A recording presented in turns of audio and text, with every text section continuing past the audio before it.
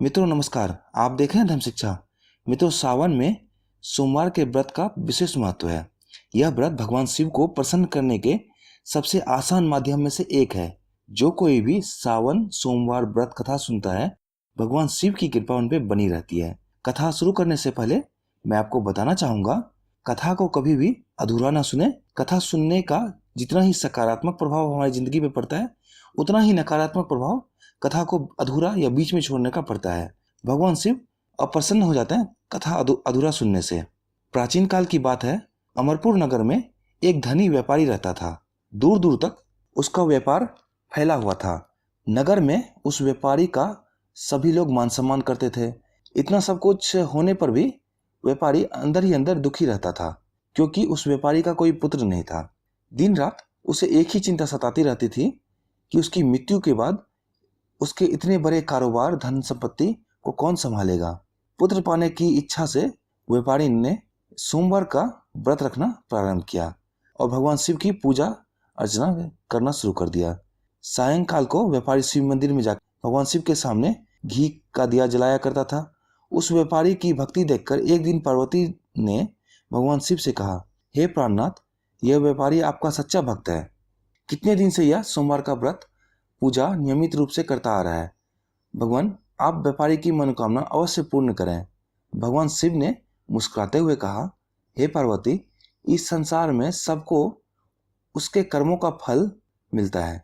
प्राणी जैसा कर्म करता है उसको फल वैसा ही मिलता है। इसके बावजूद पार्वती जी नहीं मानी। उन्होंने आग्रह किया, नहीं प्राणनाथ, आपको इस व्यापारी की इच्छा पूर्ण करनी ही पड़ेगी। यह आपका अनन्य भक्त है।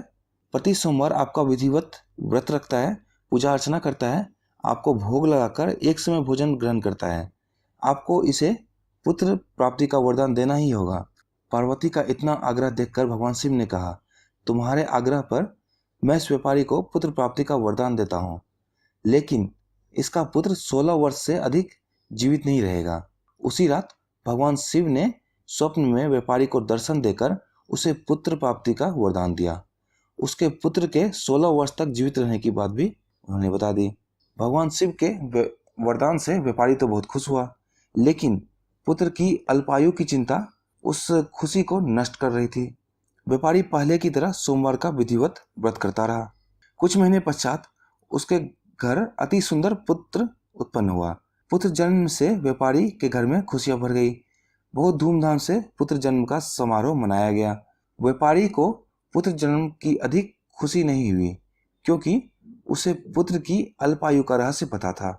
यह रहस्य घर में किसी और को नहीं पता था। विद्वान ब्राह्मणों ने उस पुत्र का नाम अमर रखा।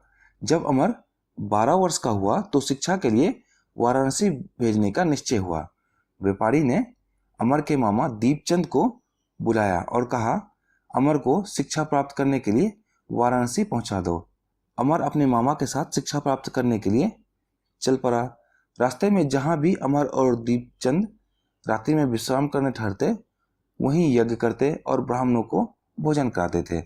लंबी यात्रा के बाद अमर और दीपचंद एक नगर पहुंचे।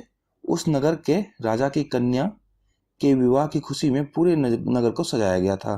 निश्चित समय पर बारात आ गई, लेकिन वर का पिता अपने बेटे के एक आंख से काने होने की बात से बहुत चिंतित था। उसे इस बात का भय सता रहा था कि राजा को इस बात का कहीं पता ना चल जाए और पता चलने के बाद वो विवाह से इनकार ना कर दें। इससे उनकी बदनामी हो जाएगी। वर के पिता ने अमर को देखा। उनके मस्तिष्क में एक विचार आया। उन्होंने सोचा, क्यों ना इस लड़के को दूल्हा बनाकर राजकुमारी से विवाह करवा दूं। विवाह के बाद इसको धन देकर विदा करा दूंगा और राजकुमारी को अपने नगर ले आऊंगा। वर के पिता ने इस संबंध में अमर और दीपचंद से बात की। दीपचंद ने धन मिलने के लालच में वर के पिता की बात स्वीकार कर ली। अमर को दूल्हे का वस्त्र पहनाकर राजकुमारी चंद्रिका से विवाह करा दिया। राजा ने बहुत सारा धन देकर राजकुमारी को विदा किया। अमर जब लौट रहा था तो सच नहीं छिपा सका।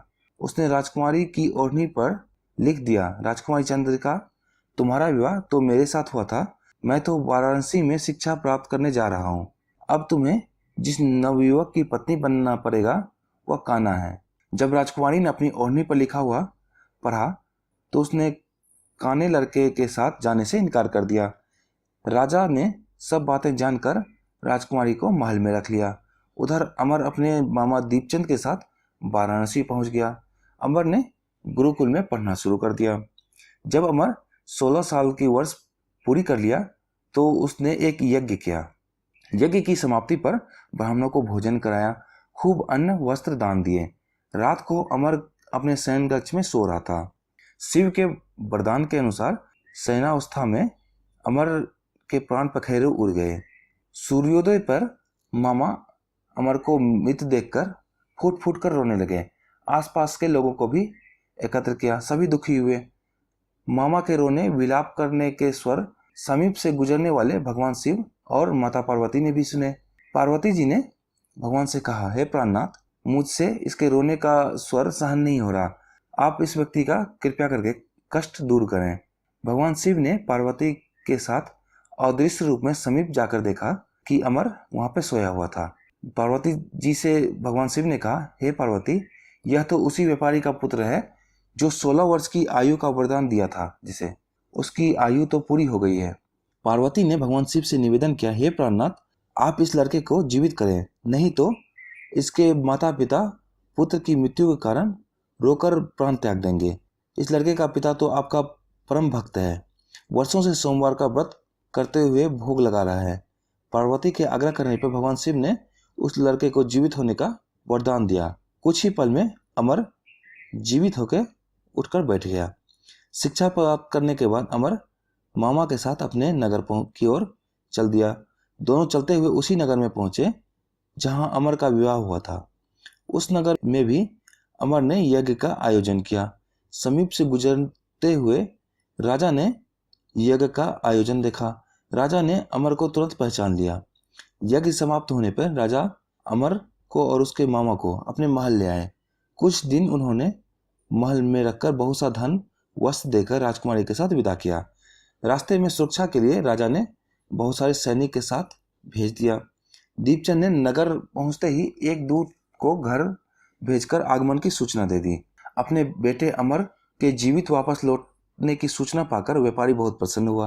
व्यापारी ने अपने पत्नी के साथ स्वयं को एक कमरे में बंद कर रखा था। भूखे प्यासे रहकर व्यापारी और उसकी पत्नी प्रतीक्षा कर रहे थे। उन्होंने प्रतिज्ञा कर रखी थी कि यदि उन्हें अपने बेटे के मृत्यु का समाचार मिला तो दोनों अपने प्राण त्याग देंगे। व्यापारी अपनी पत्नी और मित्रों के साथ नगर के द्वार पर पहुंचा। अपने बेटे के विवाह की सूचना पाकर पुत्र वधू राजकुमारी चंद्रिका को देखकर उसके खुशी का ठिकाना नहीं रहा। उसी रात भगवान शिव ने व्यापारी के सपने में आके कहा, हे श्रेष्ठी, मैंने तेरे सोमवार के व्रत कथा सुनने से प्रसन्न होकर तुम्हारे पुत्र को लंबी आयु की वरदान देता हूँ। व्यापारी बहुत प्रसन्न हुआ। सोमवार का व्रत करने से व्यापारी के घर में खुशियां लौट आई।